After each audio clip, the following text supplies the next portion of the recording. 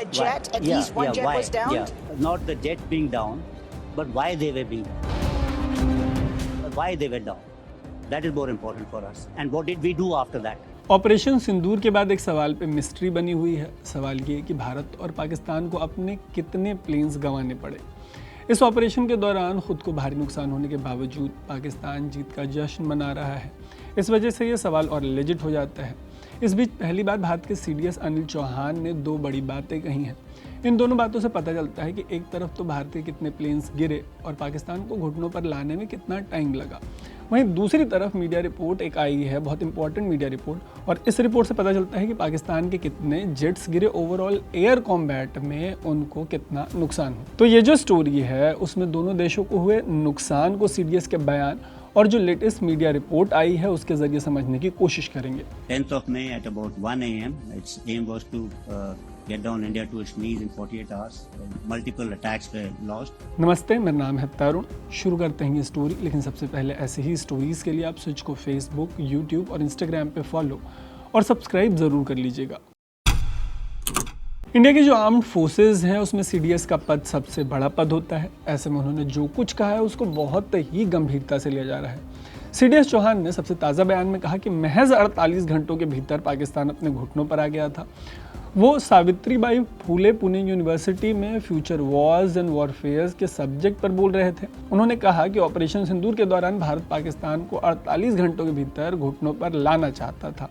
इसके लिए पाकिस्तान वालों ने ऑपरेशन बनियान अल मरसूस शुरू किया, लेकिन महज 8 घंटों के भीतर उनके हमले थम गए। फिर पाकिस्तान का फ़ोन आया कि हमको आपसे बात करनी है। So operation which they thought they'll continue for 48 hours folded up in about 8 hours.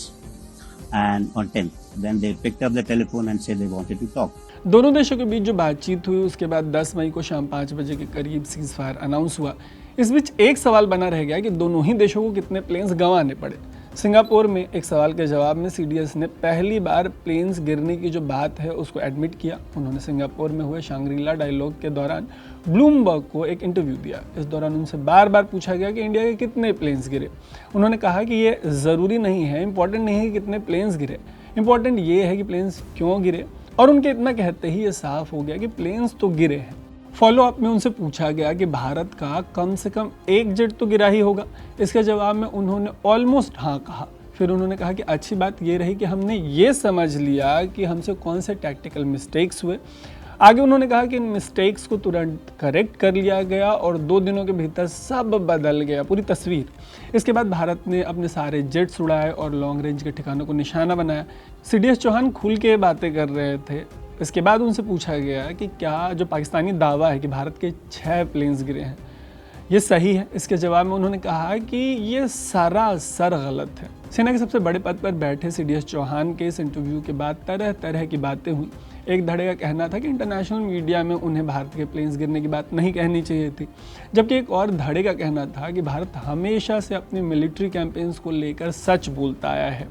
Bharat इसमें बिलीव नहीं करता कि पाकिस्तान की तरह 1971 के वॉर में मिली करारी हार और देश के 2 टुकड़े होने पर भी झूठी मिलिट्री हिस्ट्री लिखी जाए। इस वजह से हमने हमारे देश को 1962 में चीन के हाथों जो हार मिली थी, करारी हार, शिकस्त, ऑलमोस्ट रगड़ दिया गया था, उसको लेकर हमने कभी भी झूठ नहीं बोला। शायद इसी वजह से हमारे देश में 1962 में चीन के हाथों हुई हमारी दुर्गति पर हिमालयन ब्लंडर्स जैसी किताब मौजूद है। मतलब जब इंदिरा गांधी और फील्ड मार्शल मानेकशॉ के हाथों देश को 1971 की अब तक की सबसे बड़ी विक्ट्री मिली तो हमने उसको सेलिब्रेट किया। लेकिन 1962 में चीन के साथ हुए युद्ध में नेहरू और उनके defence minister V K Krishna Menon ने जो मिलिट्री ब्लंडर किया उसके लिए देश ने उनको कभी माफ़ नहीं किया, खुले में उनकी आलोचना की।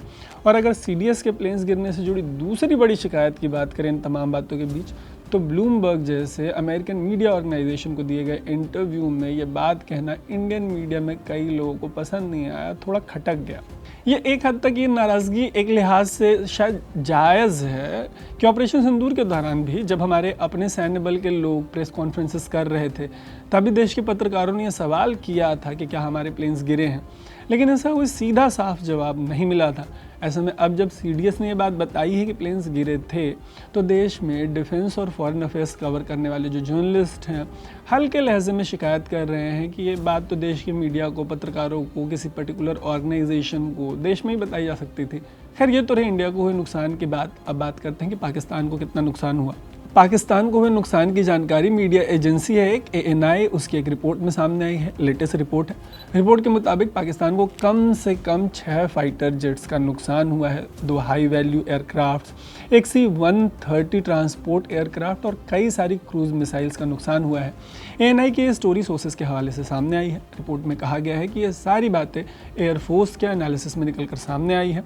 यह एनालिसिस इंडियन एयरफोर्स कर रही है और पूरे ऑपरेशन के दौरान पाकिस्तानी एयरफोर्स को कितना नुकसान पहुंचाया गया है, उम्मीद है कि उसकी धीरे धीरे और जानकारी अभी सामने आएगी। रिपोर्ट में जो डिफेंस के सोर्सेज हैं उनके हवाले से कहा गया है कि भोलारी एयरबेस पे जो हमला हुआ था उस दौरान वहाँ के जो हैंगर्स हैं उनमें फाइटर जेट्स होने की जानकारी सामने आई, लेकिन अभी तक पाकिस्तान डर के मारे वहाँ से मलबा हटा ही नहीं रहा। ऐसे में इन पर्टिकुलर भोलारी एयरबेस पर हुए फाइटर जेट्स के नुकसान का भी अंदाज़ा नहीं लगाया जा सका है। मतलब अगर वहाँ से मलबा हटाया जाता है तो उसकी सैटेलाइट इमेजेस अगर आएँ तो पाकिस्तान को हुए फाइटर जेट्स के नुकसान का और अच्छे से पता चल पाएगा।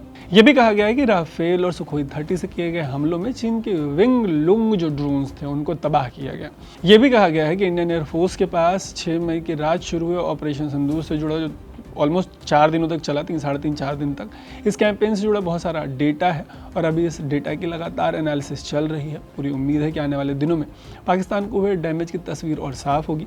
आने वाले दिनों में ऐसी जो तस्वीरें निकल कर सामने आएगी, हम पूरी ऑथेंटिसिटी के साथ ऐसे ही लेजिट इन्फॉर्मेशन, पुख्ता जानकारी आपके सामने रखेंगे, अनलेस कि वो कहीं से कॉन्ट्राडिक्ट मत हो जाए। कोई रिपोर्ट CDS कह रहे हैं, ANI की रिपोर्ट है, CDS की बातें तो खैर कॉन्ट्राडिक्शन नहीं ही होगा, वहाँ पे कोई कॉन्ट्राडिक्शन पॉसिबल ही नहीं है। लेकिन ऐसा होता है कि अक्सर मीडिया ऑर्गेनाइजेशंस कुछ रिपोर्ट करते हैं सोर्सेज के हवाले से और उसमें कुछ कॉन्ट्राडिक्शन या कई बार आउटराइट कॉन्ट्राडिक्शन आ जाता है। तो यहाँ पे स्विच पे हम लेवल बेस ट्राई करते हैं कि ऐसे कॉन्ट्राडिक्शंस को जितना मिनिमाइज़ किया जा सके और अब तक जितनी ज़्यादा से ज़्यादा लेजिट इन्फॉर्मेशन पहुंचाई जा सके।